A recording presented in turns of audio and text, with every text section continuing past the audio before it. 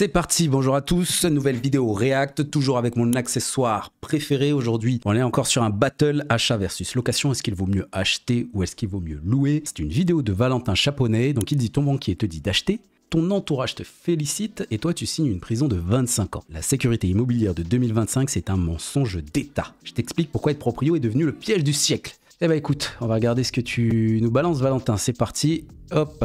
En 2025, il faut 29 ans pour rentabiliser l'achat de ta résidence principale à Paris. 29 ans. Tu imagines, si tu achètes aujourd'hui, ça veut dire qu'il va falloir attendre 2054 pour que ça devienne plus rentable que de louer ton logement. On t'a toujours dit, être propriétaire, c'est la sécurité. Attends.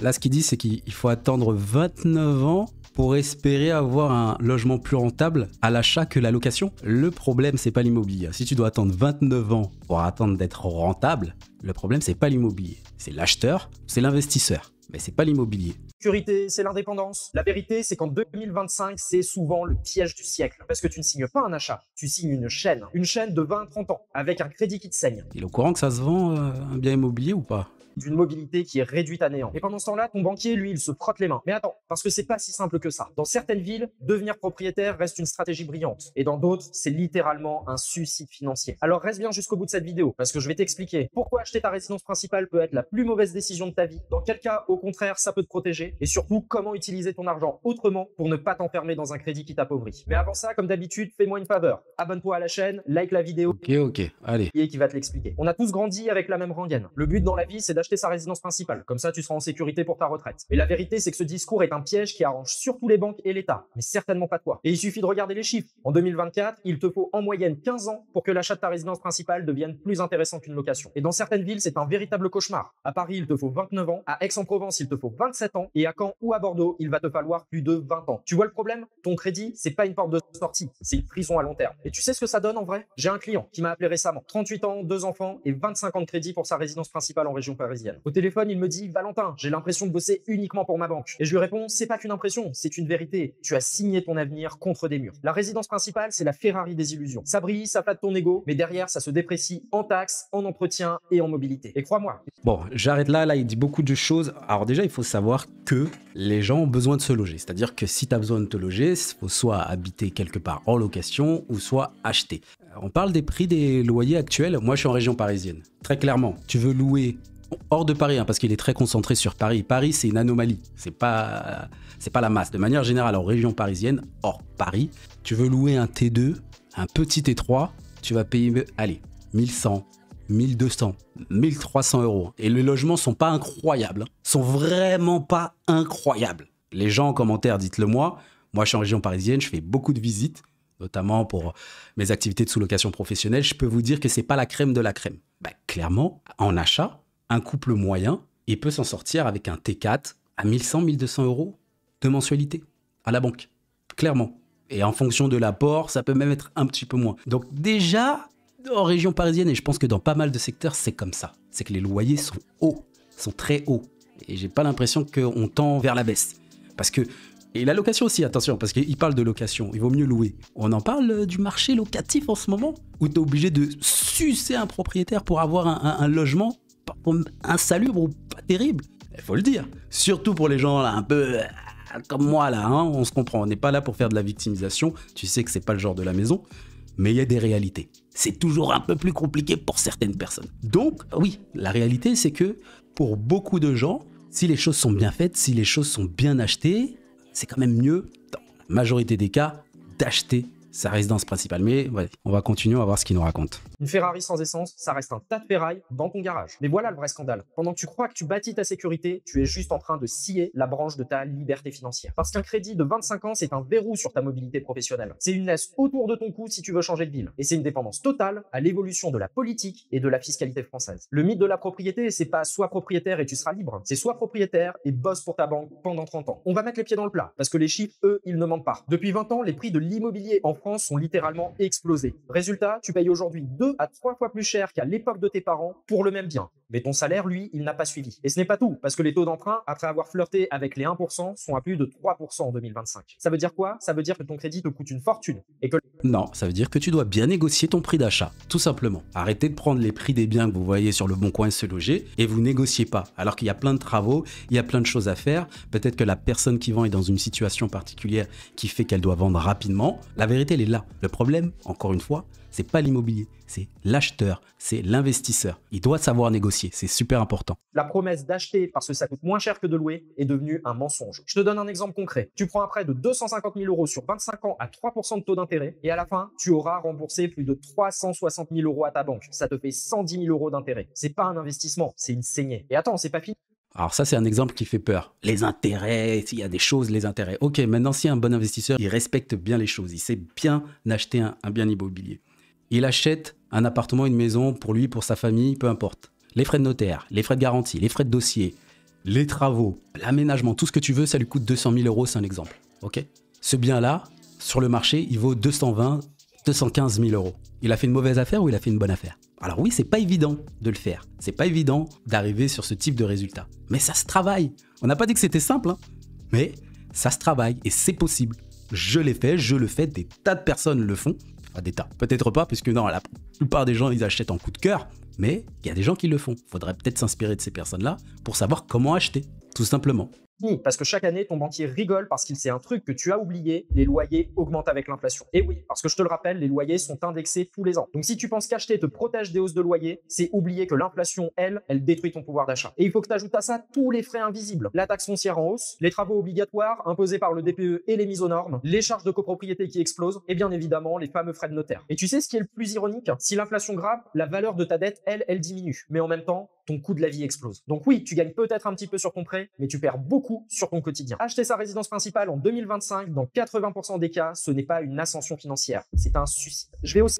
Il faut être dans les 20%, tout simplement. Il faut être dans les 20% des gens qui savent acheter des biens immobiliers sans être pris à la gorge, sans être bloqué si malheureusement il y a des faits de jeu dans la vie, des séparations, des changements de vie, on veut aller s'installer dans tel pays, etc. Ça s'apprend, ça se travaille.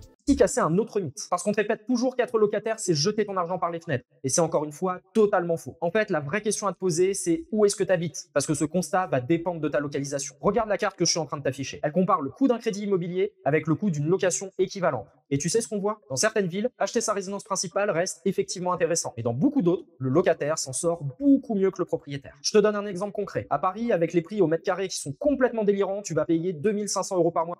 À Paris, mais Paris est une anomalie. On l'a déjà dit. C'est pas fair play de prendre l'exemple de Paris pour argumenter ton affaire.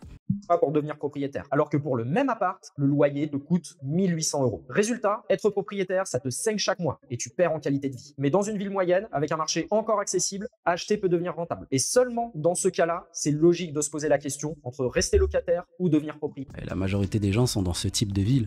À 2, 3, 4 000 euros du mètre carré. Pas beaucoup de gens qui vivent dans des villes à 8, 10, 12, 20 000 euros du mètre carré. Soyons concentrés.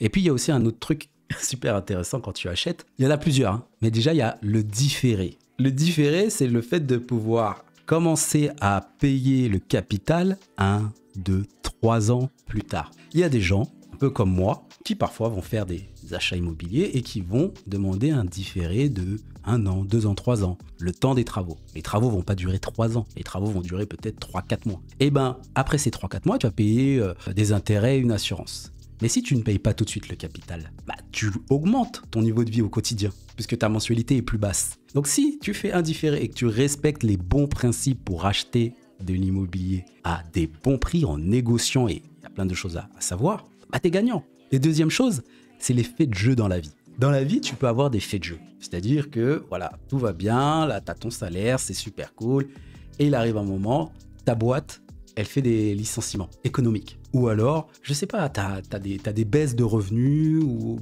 ça peut arriver. Si t'es locataire, tu crois que tu vas aller voir ton propriétaire et tu vas lui demander de baisser ton loyer? Tu crois qu'il va accepter? Alors que quand tu as un prêt immobilier, tu as ce qu'on appelle la modulation des échéances. Tu peux, par exemple, souvent c'est après 12 mois d'amortissement, 12 mois où tu as payé les mensualités pleines, tu peux demander des modulations, soit faire pause pendant 6 mois, 12 mois, soit demander une modulation à la baisse. C'est-à-dire que si tu payes 1 000 €, tu peux demander à ta banque parce que faut le justifier. Mais tu peux le justifier assez facilement. Tu vas lui demander une demande de baisse de mensualité. Donc peut-être que tu payes 1 000 €, tu vas pouvoir payer 700, 800 €. Généralement, c'est jusqu'à 30% de moins pendant 1 an. Ça te permet de souffler. Ça, c'est des choses qu'on peut faire lorsqu'on est propriétaire. Tu peux pas le faire quand tu es locataire. Et les faits de jeu, surtout aujourd'hui, là, dans le pays actuellement, avec tout ce qui se passe, c'est des choses qui peuvent arriver.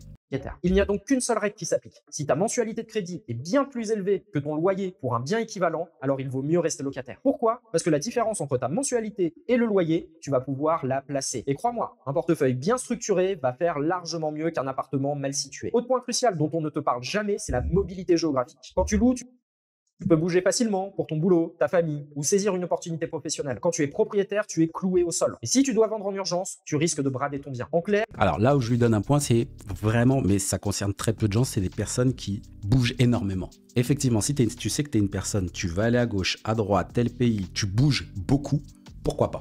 À la limite, j'accepte. Mais de toi à moi, on se regarde, dites-moi en commentaire, vous connaissez beaucoup de personnes qui tous les 3 mois, tous les 2 mois, changent de ville, changent de pays? Non, la majorité des personnes ont un endroit fixe. La majorité des personnes ont un endroit fixe. Et si tu respectes les règles de base, quand il arrive ce type d'événement, tu peux vendre sans perte et sans attendre 29 ans. Tu peux louer. Voilà. Il y a plein de choses que tu peux faire. Louer ne veut pas dire perdre de l'argent et acheter ne veut pas dire non plus investir intelligemment. Tout dépend de ta ville, de ton marché. Ça, c'est vrai. Acheter ne veut pas dire un achat intelligent. 90% des gens, je pense, c'est une stat que je sors comme ça, mais je le vois, achètent en coup de cœur. Ils vont pas regarder tous les paramètres de ouais, mais si dans 2 ans, même moins dans 1 an, je dois revendre ou je change de vie, est-ce que je perds mon argent, les frais de notaire, etc. ou pas. La plupart des gens font pas ces calculs. Mais si tu es là, tu regardes, tu le fais. En tout cas, si tu le fais pas, j'espère que tu le feras pour tes ou ton prochain achat immobilier. Ça, c'est super important. Et surtout de ta capacité à faire travailler ton argent ailleurs. On l'a dit, louer peut être plus rentable que d'acheter. Mais attention, certainement pas si tu fais comme 90% des locataires qui crament la différence dans des restaurants ou des voyages. Louer devient intéressant uniquement si tu es capable de réinvestir intelligemment la différence entre ton loyer et la mensualité de crédit sur un bien équivalent. Je vais encore donner un exemple très concret pour que tu comprennes bien. On l'a vu précédemment, à Paris, louer un bien immobilier te coûterait 1 800 € et si tu veux l'acheter, ça te coûterait 2 500 €. Ça te fait donc une différence de 700 € par mois. Alors au lieu de les perdre en surpayant ton crédit, tu les réinvestis intelligemment. Et ces 700 € par mois, tu vas les positionner dans un portefeuille bien diversifié et bien structuré. Ok, c'est bon, j'ai capté. Derrière, il a certainement des placements boursiers, financiers à proposer ou ce genre de formation, d'accompagnement. On est encore sur le combat, il vaut mieux placer son argent sur les marchés financiers. Et d'ailleurs, le prochain tweet, on est sur ce sujet-là. Ça fait directement la bascule. On est sur un tweet de Dividend King, Div King, qui dit 58% des Français espèrent devenir riches en investissant dans l'immobilier. Ok, tu sais quoi? On va arrêter la vidéo là. Je vois que ça fait déjà 12-13 minutes. Le tweet est long, mais j'ai beaucoup de choses à dire pour les pros investissements boursiers. Parce que très souvent, ces gens-là oublient 2 facteurs. Le premier, c'est le facteur psychologique de l'être humain. Et on va le détailler, je le ferai à un autre react et on continuera sur ce tweet-là. Parce que j'ai pas mal de choses à dire sur cet aspect-là. Et sur le fait qu'on soit dans un monde très inflationniste et que pour beaucoup de gens, le quotidien est très, très compliqué. Mais bon, on détaillera tout ça certainement dans un autre react. En tout cas, dis-moi ce que tu penses de mes interventions, notamment sur l'achat ou la location de sa résidence principale. Dis-moi ce que tu en penses. Tu l'as deviné. Pour moi, il y a même pas match. Pour la plupart des gens qui ont un CDI, qui ont une certaine stabilité, vaut mieux acheter. Mais par contre, bien acheter. Voilà, on continue en commentaire. Je te dis à la prochaine. Salut.